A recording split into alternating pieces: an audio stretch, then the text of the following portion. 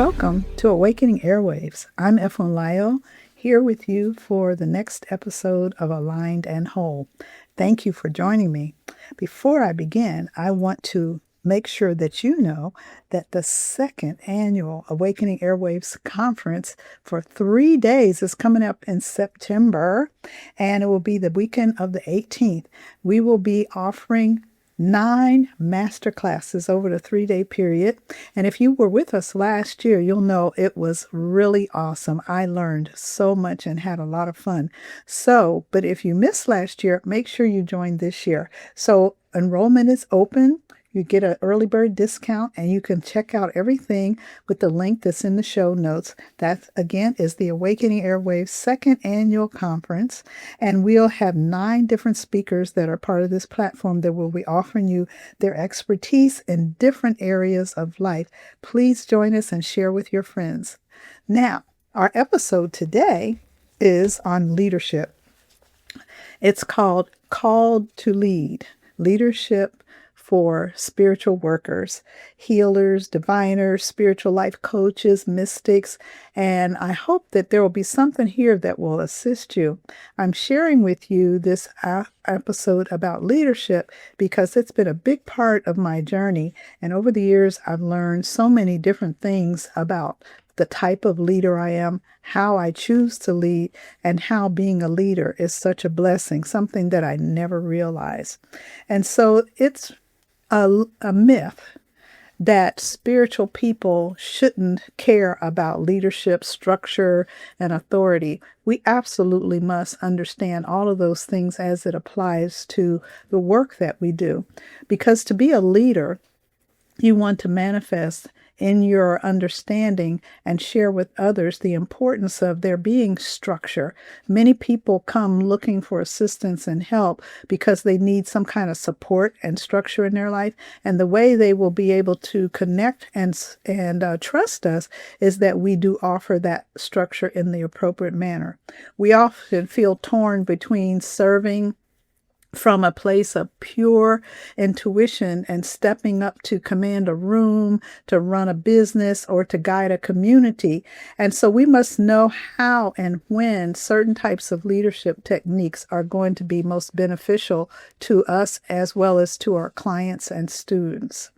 And so it's important to deal with and identify your own personal leadership style so that you can be flexible and know what to do when and how to move from a corporate model, which we're all familiar with, to being able to be flexible in other leadership styles depending on who we're dealing with and what our personal needs and boundaries are. So to keep from being burned out, to keep from being energetically drained, it's important to pay attention to these kinds of things. Now, the thing I'm so excited to share with you is a concept called servant leadership. Yes, it's a thing. Servant leadership I discovered many years ago when I was working as an administrator in a school system. And it came to me as a great blessing because I struggled with leadership. I call myself a reluctant leader until recently when I began to understand more about the benefits of embracing my leadership. So there are 3 pillars to spirit-led leadership, and they are sovereignty, owning your unique path and your boundaries; stewardship, serving as a custodian of your gifts; anchored impact, which is about grounding, high vibrational intuition, and practical and tangible ways. And it helps us to be able to shift our mindset as we look at how we lead and how we are also followers and students. Leadership isn't about being loud and out front and center all the time. It's about holding the field, holding space so that others can transform safely. And it's important to be grounded in your understanding of that type of leadership. A little bit about my background and how I came to this. As I mentioned earlier, in my career as an educator, I was an administrator at a very young age. And one of the things that struck me about my first few days, months, and weeks in as a leader is that I was not an authoritarian type person. Not at all, never have been really. But I had to learn the importance of being willing and able to step into those roles when it was appropriate. I always felt like a misfit, out of step with my colleagues who were also administrators because we had a totally different view of what leadership should look like. They were very old school authoritarian, where you call yourself to be an administrator or a lead person, that you had to be an expert, that you had to be an authority, that you had to wield that authority in order to garner any respect at all. And it felt foreign to me. It just didn't fit with my personality, with my spirit. And so, in many times in meetings with the other administrators, I had questions, and people made me feel like I was out of step with reality of what it took to run a department, to be able to adequately supervise people. But fortunately for me, I stuck to my guns, because every time I stepped out of that role into being a softer, following my intuition kind of leader, I ran into challenges within myself, not feeling good about myself or some of the things that I had to do and the ways I approach people. So I defaulted back to myself, and I just met the challenges among others in terms of how I, took care of my role as leader. My type of leadership was always on the softer side, trying to understand and support people. I used to tell my staff, and I tell people that I work with now in different ways, that I'm here to help and support you. Servant leadership. And the premise is that as a leader, you are a servant to those that you serve. I could do my job by myself and know that I felt good about what I was offering. So, as a servant leader, I would tell the staff that I supervise that you can do your job without me. And I knew that they could, because I used to be in their role as a teacher, as a home visitor, as the one who did testing and intake for students, children, and families. And I did my job pretty much on my own. I was given instruction and training and sent off to do the work. But as the program grew and we had more and more staff, there became this need to have more supervision, because we were dealing with many more people as staff, as well as many more families in the program. And so that's the point when I was offered an opportunity to become a supervisor. So I would tell the staff that they can do their job without me, but I cannot do my job, and I would not have a job without you. So I'm here essentially to serve you. So this job is not about my expertise as a whatever.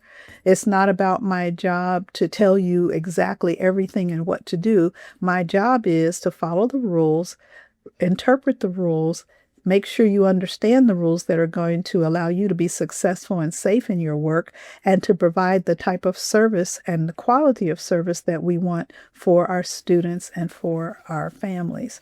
And so, as I explained that, many people didn't understand where I was coming from. As I said earlier, I had challenges from other administrators, but nonetheless, we persevered. And what I found over time is that the staff began to appreciate that I helped them let their expertise shine, that I wasn't going to be breathing down their necks, that I trusted them to do what they were taught to do, to have their trial and error, and to be able to come to me if they needed support beyond me just governing the program so that we were following the rules. And over time, it built into a very good working relationship. Now, it wasn't, a utopia or anything like that, because anytime you're dealing with people, there are going to be the ups and downs, but that's a part of the human experience.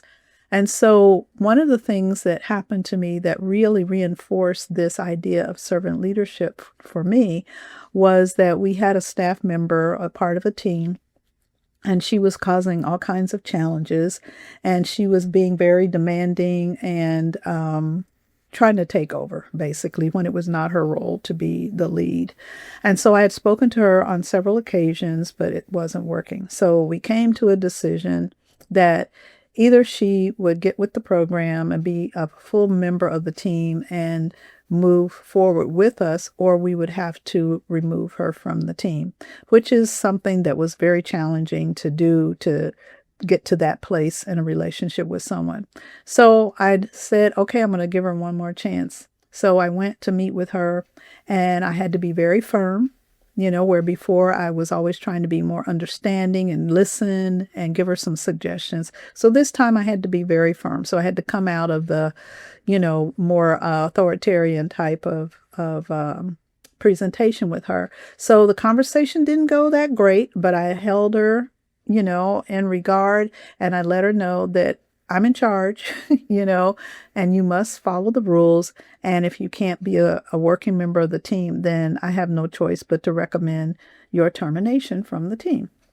So I left that meeting and wasn't so sure what was going to happen because this lady could be very challenging.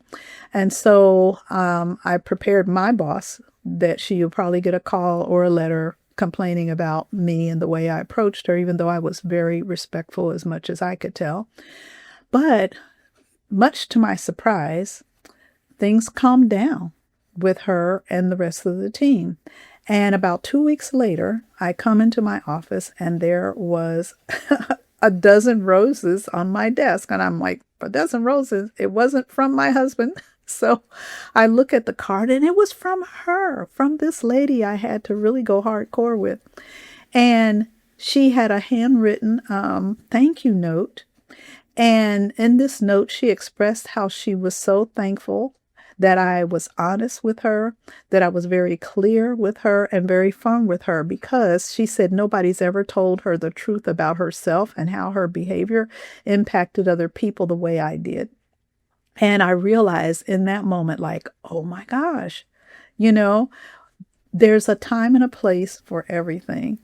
And so I said, okay, I called her and I said, thank you so much. What is it that you want to do after our conversation? She said, no, I want to stay on the team and I'm going to get my act together. And I said, okay, we'll give it another go. She turned out to be one of the best team members I had ever worked with, because I took a chance on her and a chance on myself to be totally honest. So as the leader of that department, of that team, for me to step up to the plate and do what needed to be done is how I served her and the rest of the team. And they wound up being one of the best teams over a period of time of working and adjusting, because I was able to be honest with her. So servant leadership was the answer. Now, at that time, I didn't know the term servant leadership. It was a few years later when I had the pleasure of finding that, understanding that there was actually a name for the type of leader that I was. I didn't know it existed. During this time, this was before we had Google where you could look up stuff or whatever. I was just following my heart. And what I've learned is that we all have our gifts and talents, right? And so I was always, all my life, been given opportunities to lead, even though I didn't see myself as the leader. But that right there taught me a valuable lesson. And later, as I progressed and evolved and learned and began to study the philosophy of servant leadership, I found that that is one of my gifts and talents, because when necessary, I can be what I need to be. And that's how I serve. It's another way that I serve. So let's look at some of the pitfalls of that spiritual leaders have. And if you're a mystic, a diviner, a healer, a psychic, a medium, in any way, shape, or form, you are a spiritual leader. So one of the things that we run into with servant leadership is that you have to be willing to be flexible. You have to get to know yourself and be willing to learn. One of the early things I learned in my education was that to teach is to learn twice over. So when you dedicate yourself to be a teacher or a coach or a healer, know that you are coaching yourself, You are leading yourself. You're a lifelong learner because every student, every client, every person that you encounter in any walk of your life are bringing you an opportunity to learn more about yourself as well as to learn more about people. Because remember, we mirror one another. So every time someone wants to work with me, I realize, okay, here's an opportunity for me to open my mind and my spirit to receive what is it that Spirit is wanting me to see in myself? What is it that Spirit has given me an opportunity to learn? And so when I look at it that way, no matter what the challenges before me, whether it's something easy that is being reinforced that I will continue to learn and benefit from, or something new, something I haven't been willing to look at that I'm given an opportunity to witness within myself by working with this person to see and to then to be able to study and to heal. So one of the traps that we have to watch out with, one of the common pitfalls, is about the martyrdom trap. So what does that look like? That looks like overgiving, being undercharging for our services. It can also mean sacrificing your personal well-being to help somebody else and thinking that that's how you serve. It also is connected to the imposter syndrome, where we have feelings that we're not enough, we're not worthy, that to guide other people and know other people. And so it also has about not recognizing that your human messiness, all the challenges that we deal with as a human being, that's actually one of your superpowers.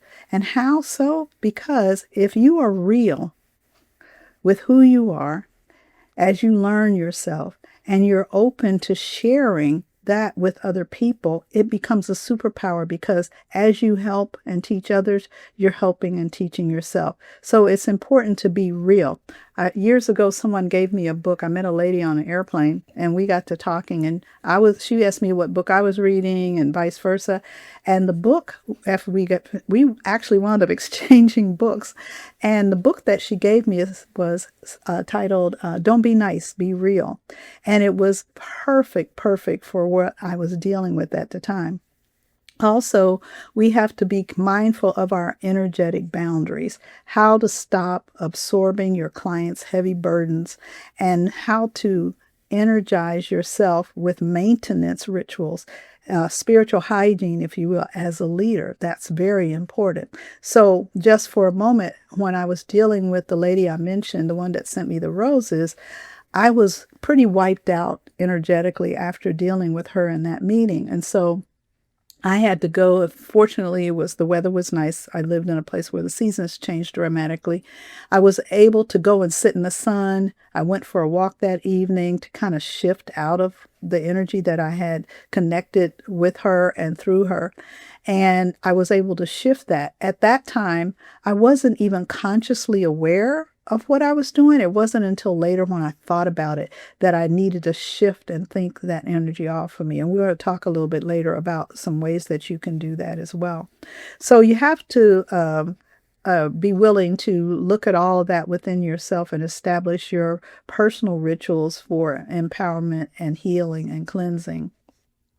So the other thing that's important to look at is to develop connections with other people doing similar work to yourself so that you can exchange ideas, share experiences, get somebody feedback on how you're doing, listen to them and learn from them and what they do and the challenges and the successes they have as well.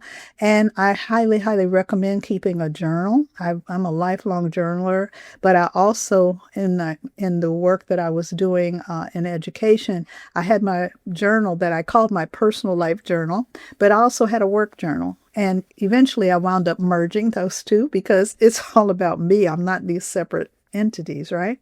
And so especially after challenging days, I used to always journal about what happened, how could I have done something differently, insights and things like that. But then I also learned that it's important to journal about the good stuff, to reinforce within yourself what works for you and how successful you are with different types of people. So, in the vein of looking at servant leadership, it's important to own your leadership style. First, you got to figure it out, and then you have to own it. And your leadership style will morph based on what you're dealing with within yourself. Say maybe you're in a not so grounded state and you're going, but you still have to deal with your clients, your students, your job, and that kind of thing. What do you need to do to make sure you're not acting out of what's authentic to you as a leader? So you have to be aware of all of that first. So one of the things that is important to do is to make sure within whatever practice you have to sustain yourself spiritually and energetically is that you have a solid routine that works for you, with also alternative things you can do based on what's going on with you or what's happening in and around you at the time. So what does that look like? That can look like, if you are a person who smudges your home or smudges your aura, or you use spiritual baths of different types, you have to know and learn what things you can use to actually cleanse negative energy you may have absorbed from a student, a client, or a group, and what things you can do to heighten your energy when you need to be a little more energetic based on what you're doing. It's important to be aware that there are things that you can do at the beginning of each session, before the students come, before the client comes, before you even leave your home, that are strictly related to maintaining yourself and staying grounded.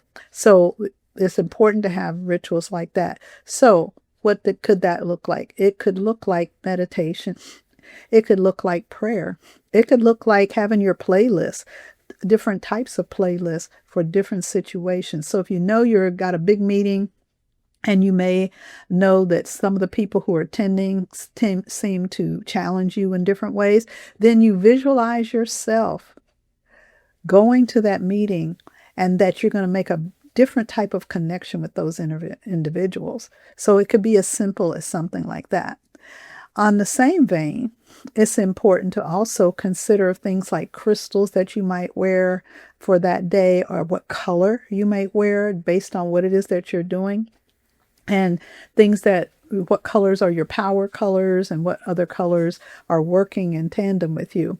The other thing would be, at the end of a day, whether it's a good day or a not so good day, what things do you have in place for that? Maybe if you have a desk in an office, you keep certain things on hand to support you, whether you need to clean off or you need to rev up.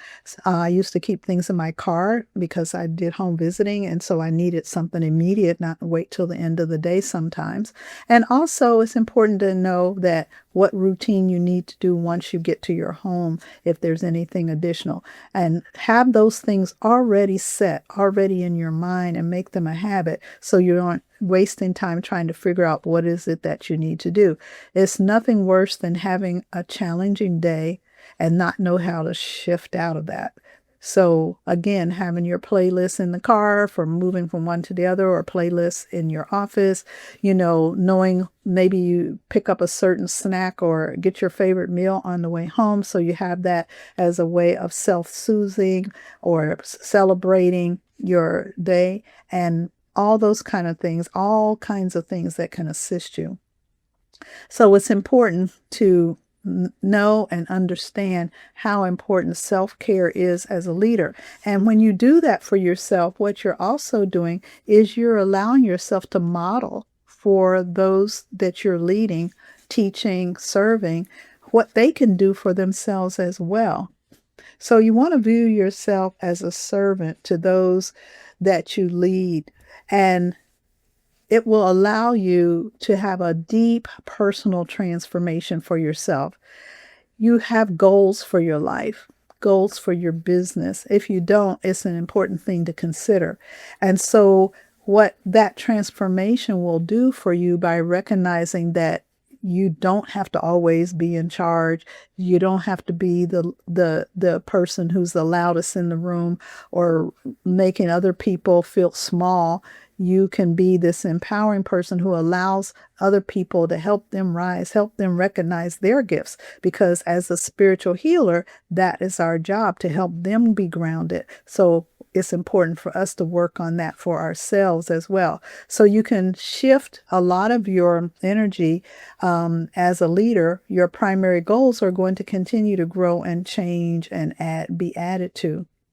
So you set your priority for your own personal wellness, and then you can be that wellness holder for the people that you're serving.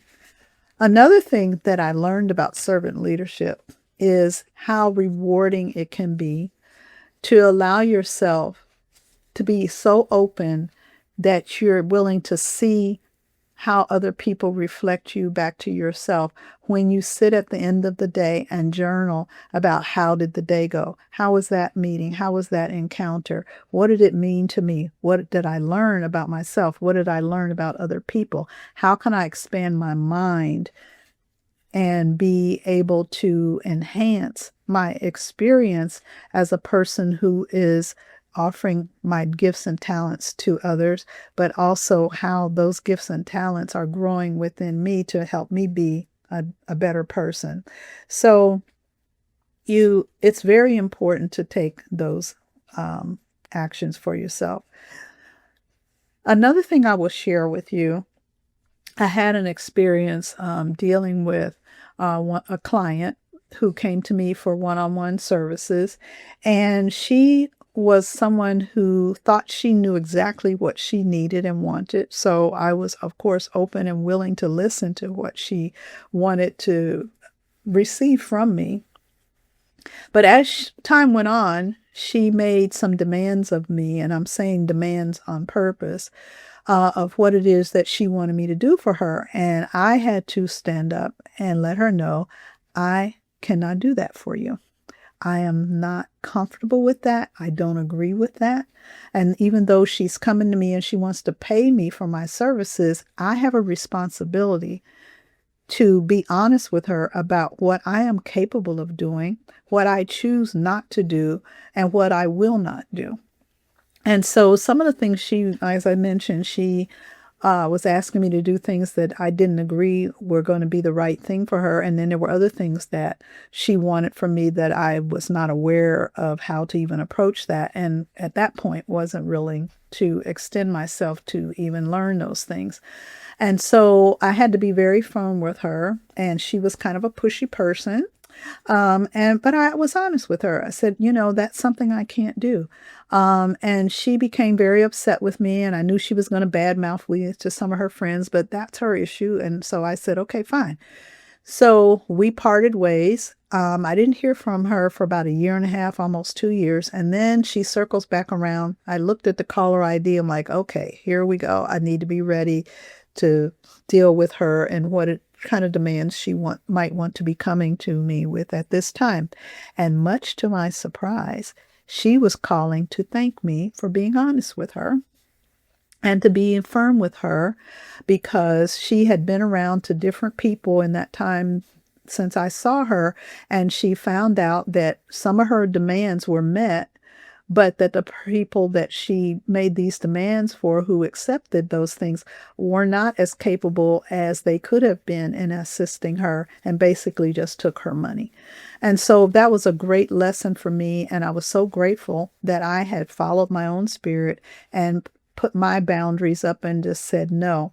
I've also had people who will come to me and they want me to do readings for them about certain things. And depending on what it is, I will say, no, I cannot read that for you.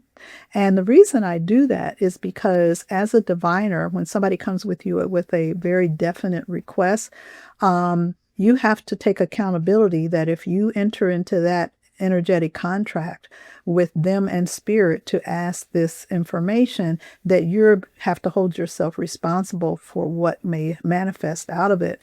And so there have been a number of occasions where I just had to say, no, I'm sorry, I can't read that for you. That's not something I can be in agreement with for you. And so to give you an idea of what that looks like, if somebody wants to try to control another person to get their way, or if someone wants to bring harm upon another person. Those are things that I cannot agree with. And I'm not going to go against myself and my core beliefs to do that. So, in addition to determining what is your leadership style and being familiar with all of them so that you know when and how you need to move among those, you have to have core beliefs that you use as your fallback. Anytime you're unsure of what or how to do, you can return to and think, what are your core beliefs? What's a core belief? How much you value honesty and truth, and how far are you willing to go and put yourself in certain situations that may need a boundary? How far are you willing to go?